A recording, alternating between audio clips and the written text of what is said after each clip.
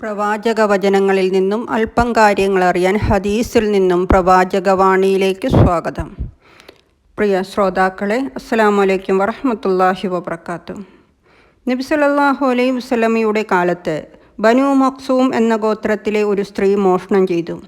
അവൾ ഉന്നത കുടുംബത്തിൽപ്പെട്ടവളായതിനാൽ ചിലർ കരുതിയത് അവളെ ശിക്ഷിക്കരുത് എന്നായിരുന്നു. ഇക്കാര്യം പ്രവാചകൻ സല്ലല്ലാഹു അലൈഹി വസല്ലമയോട് സംസാരിക്കാനായി പ്രിയ സ്വഹാബിയായ ഉസാമ ഇബ്നു സൈദ് റളിയല്ലാഹു അൻഹുവിനെ അയച്ചു.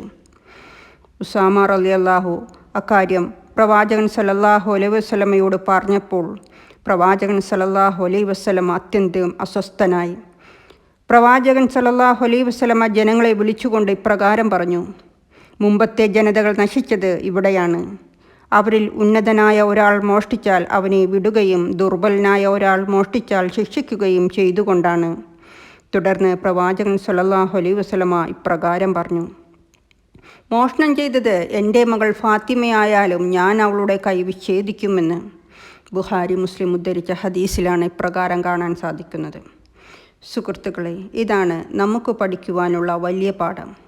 ഇസ്ലാമിലെ നീതി ബന്ധത്തിനും സ്ഥാനത്തിനും അതീതം. നീതിയുള്ള സമൂഹം നശിക്കില്ല, പക്ഷേ അനീതി വളർന്നാൽ മതം പോലും മങ്ങിപ്പോകും. അള്ളാഹു നമ്മെ സത്യസന്ധരായും നീതിയുള്ളവരായും നിലനിർത്തട്ടെ. ആമീൻ. അസ്സലാമു അലൈക്കും വറഹ്മത്തുള്ളാഹി വബറകാതുഹു.